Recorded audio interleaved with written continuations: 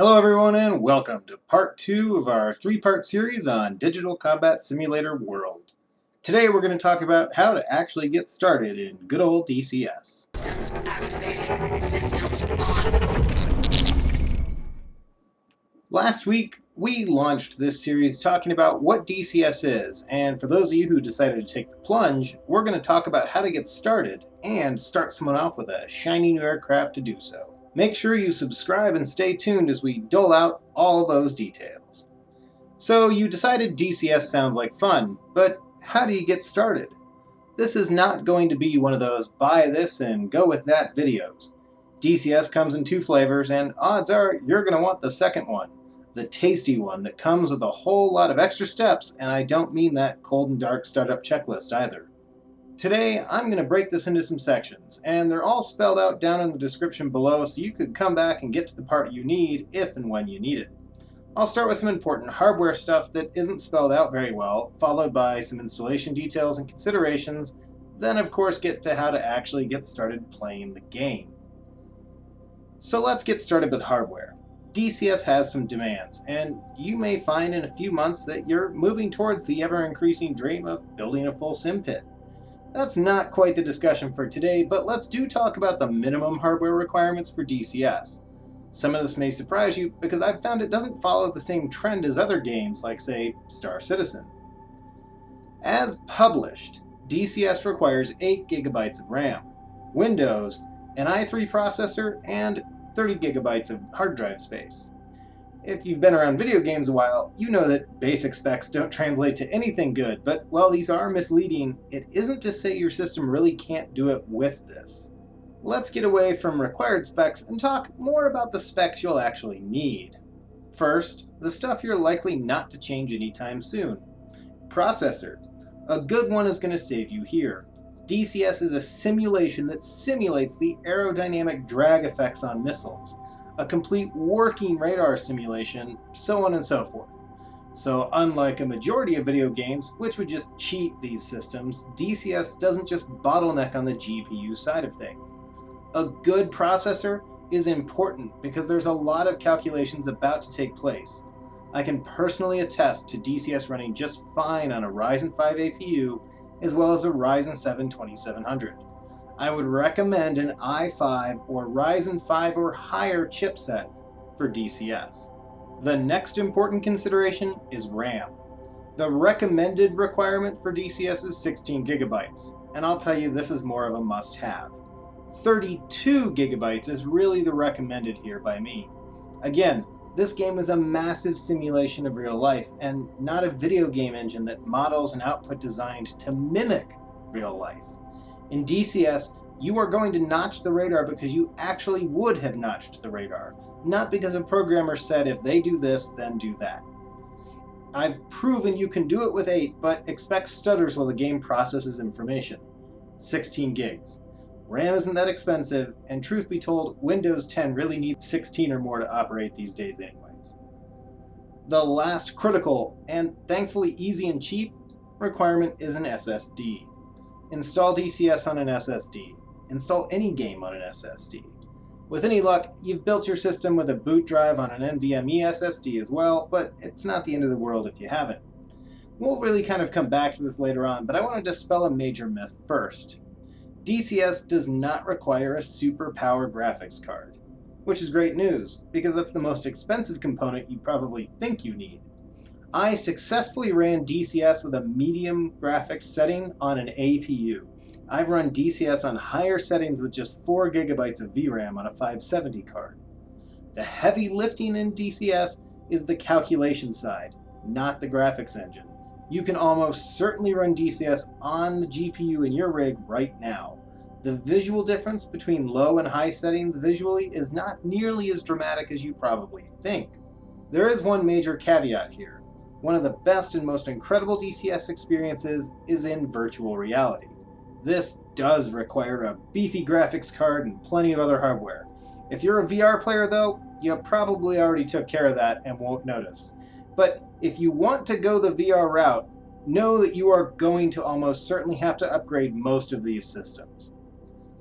One more piece of hardware that's absolutely essential for DCS a hands-on stick and throttle, or HOTAS. Technically, DCS can be played on keyboard and mouse, but I'm here to tell you that's false. It can't. Surely someone's going to comment that they do so successfully, but I'm telling you right now, if you decide to wing it and try, one of two things is going to happen.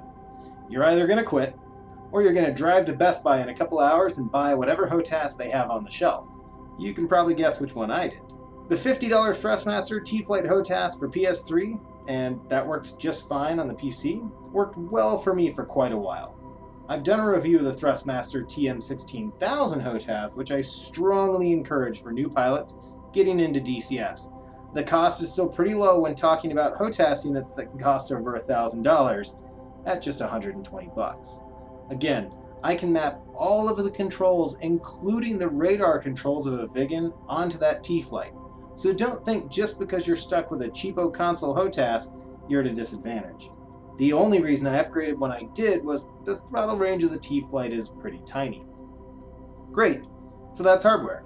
Once you check those off your list, you can finally look at the install. First, for the really good news, DCS World is free. Yep, you can download it right now and try it out. But don't the modules cost money?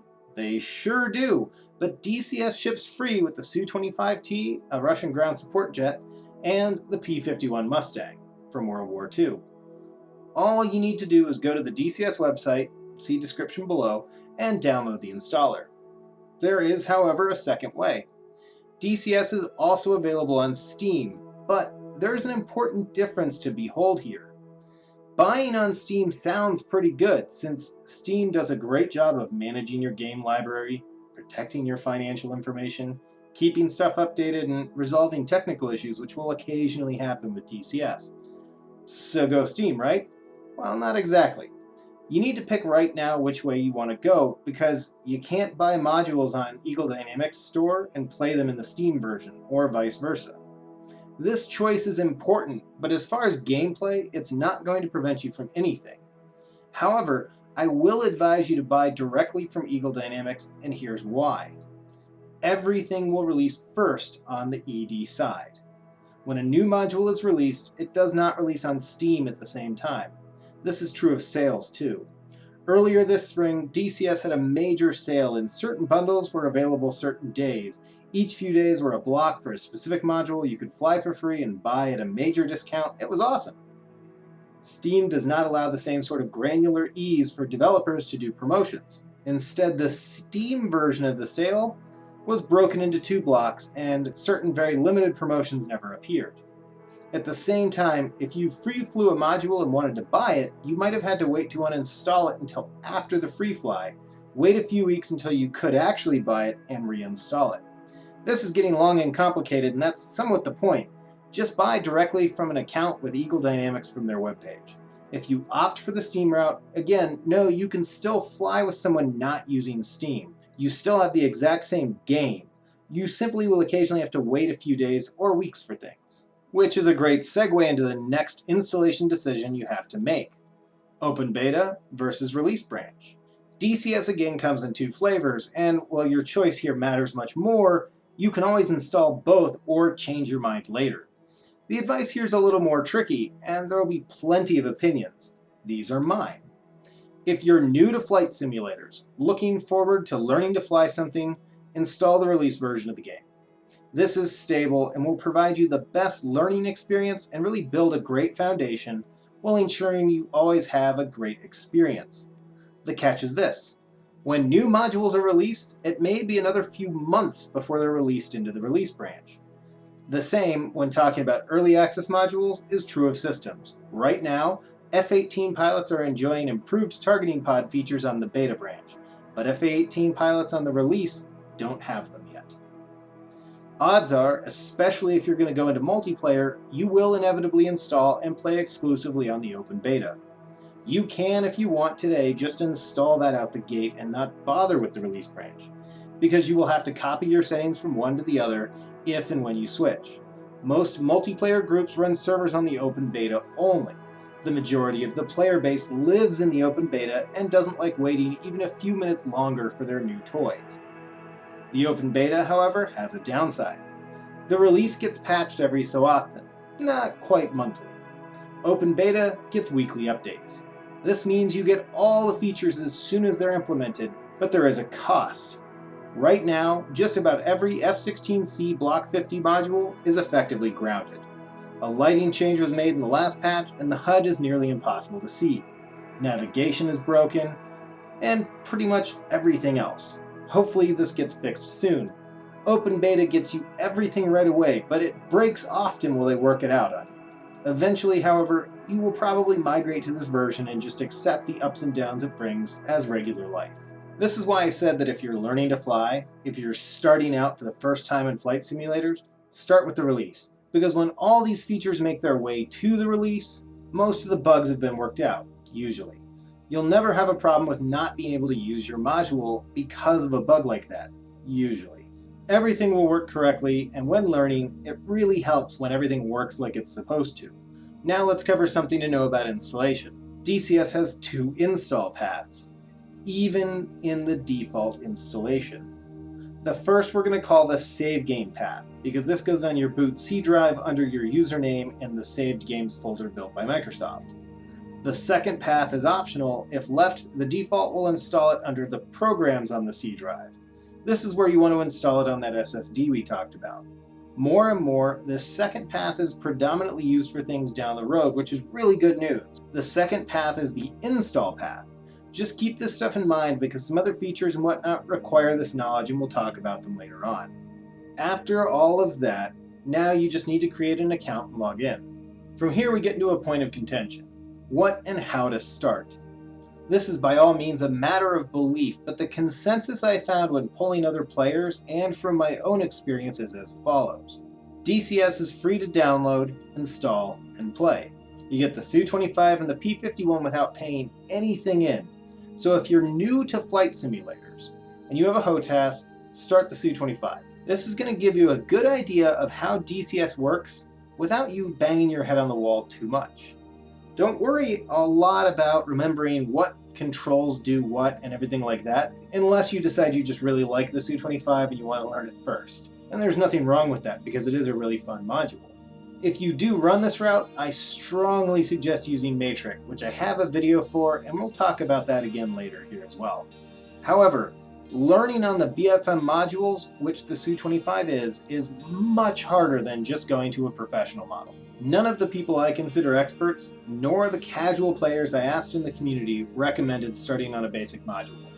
The only exception would be an absolute love for a specific aircraft that's only available in the basic pool. This, however, is an investment.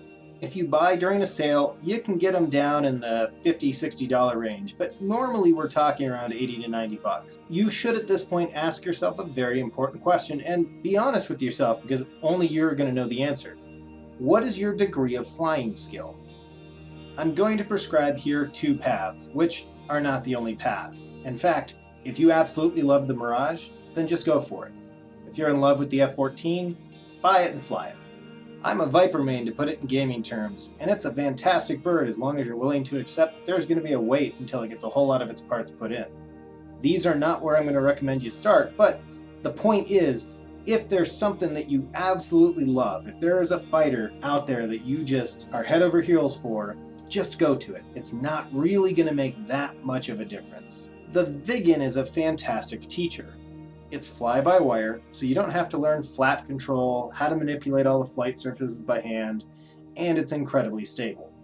She has 1 or 2 quirks that will trip you up, namely she hates transonic flight and has a tendency to stall very loudly in certain maneuvers, but she recovers from them with super ease. You don't have to comprehend complex MFD structures. Everything has its own control and readout. While the CK-37 is daunting at first, a few hours with it and you'll laugh at people who say it's complicated.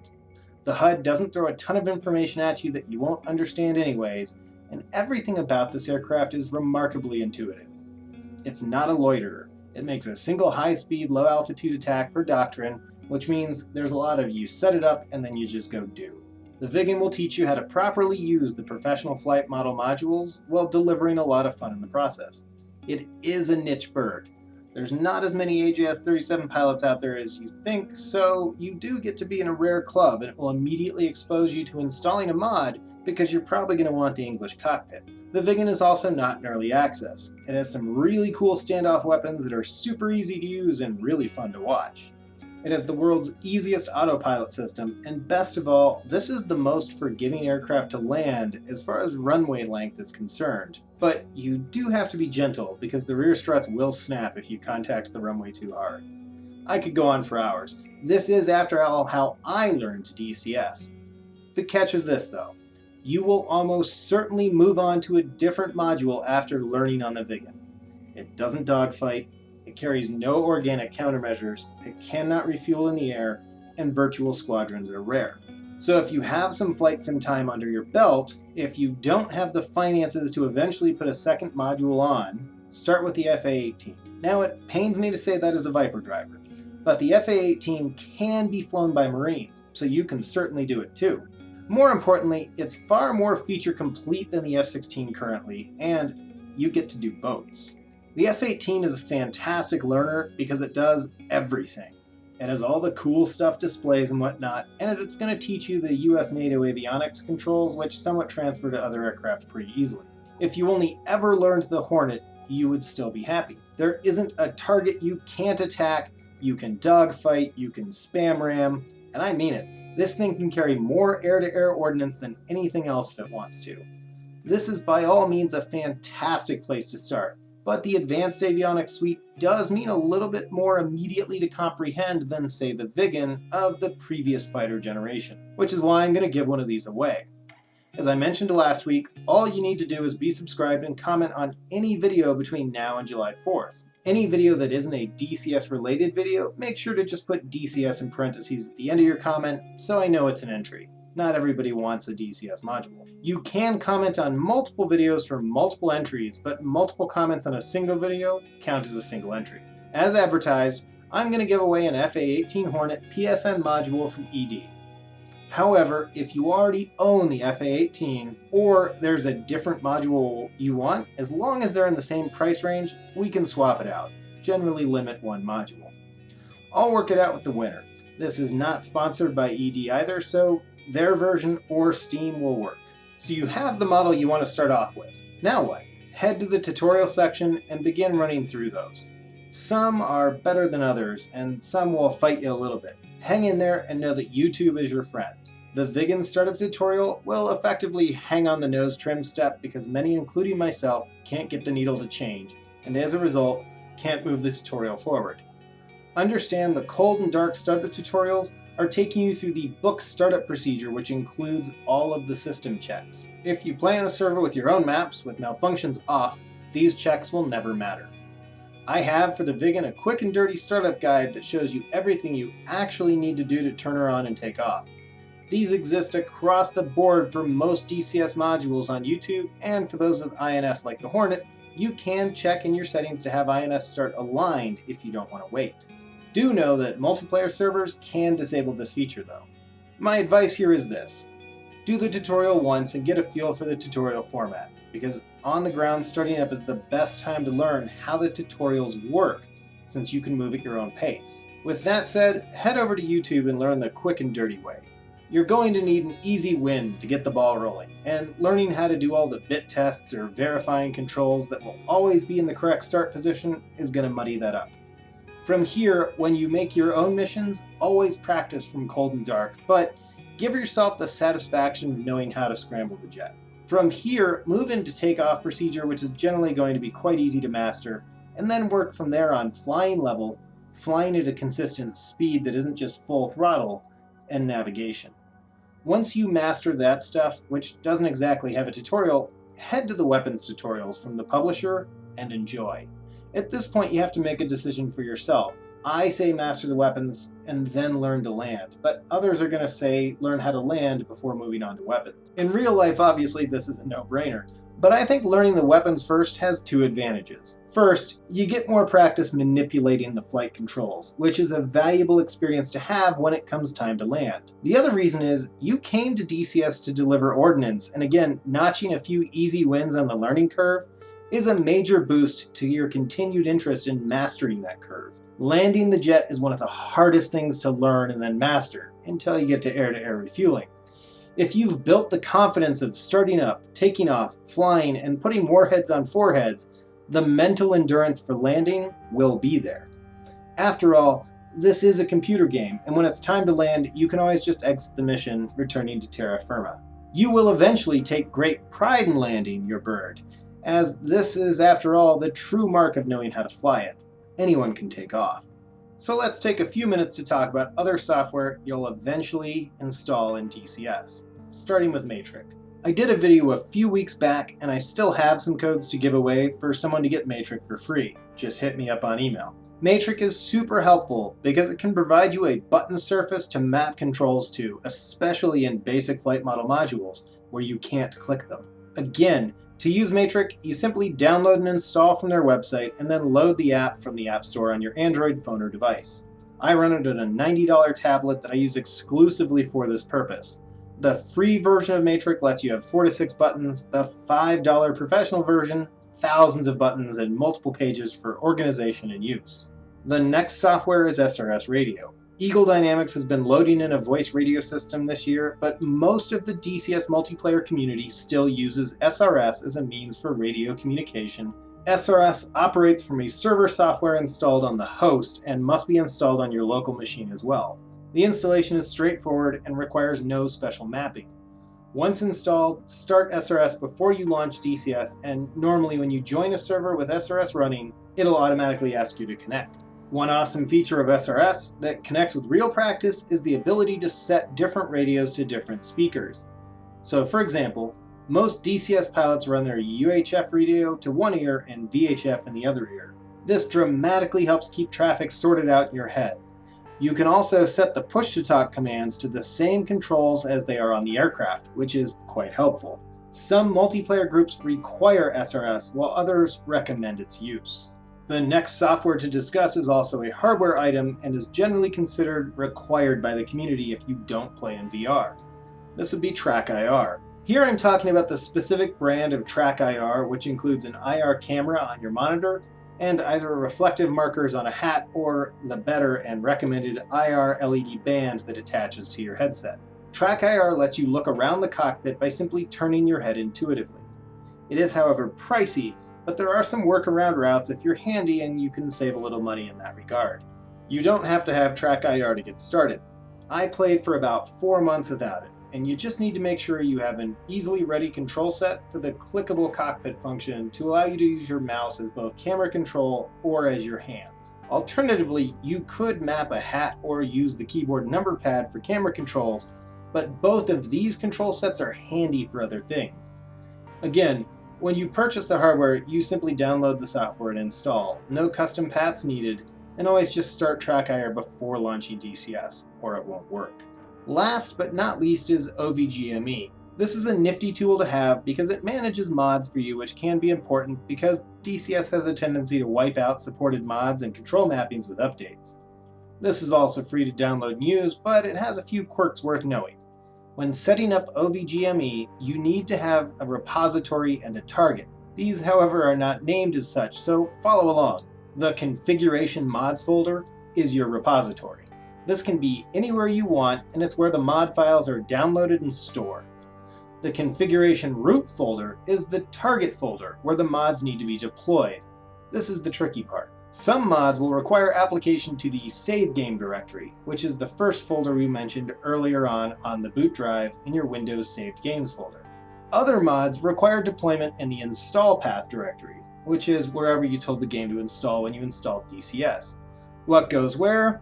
Well, you're going to have to read the README files that usually accompany the mod you downloaded, but almost all of the time the mod can be installed to the save game folder. Note that you can only have one profile going to a specific place. The upside is OVGME will update the mod packs if the source for them is specified and supports OVGME. Turning mods on and off is at the click of a button, which is super helpful. There is one more software item you should have and probably already do: Discord. This is not required by any means for DCS itself, but most, if not all, multiplayer groups run on Discord. Numerous other software and community groups run here as well, like the DCS Library Group or Matric and Helios support channels. The list of applications I've mentioned here is by no means the only way, nor a specific list. As you advance in your DCS journey, there will be countless other applications to support the game you'll dive into, like Helios, but this is all just to get you started. This is enough to make you dangerous starting out in DCS world. The next video in this series is all about multiplayer and endgame content. My first year in DCS was entirely by myself, and that was a mistake. Other players provide you the best experience because they can help explain something you don't get, they can show you how to do something, and best of all, they're there to have fun with. Our next video is all about multiplayer, but mostly about what we'll call endgame content, virtual squadrons, and the crazy fun and challenge of real-world operations in DCS. Stay tuned, because entering this world is like rediscovering the game, and it's really going to blow your mind and make this all worth it. As always, don't forget to like and share this video, subscribe if you haven't, and I will catch you all next time.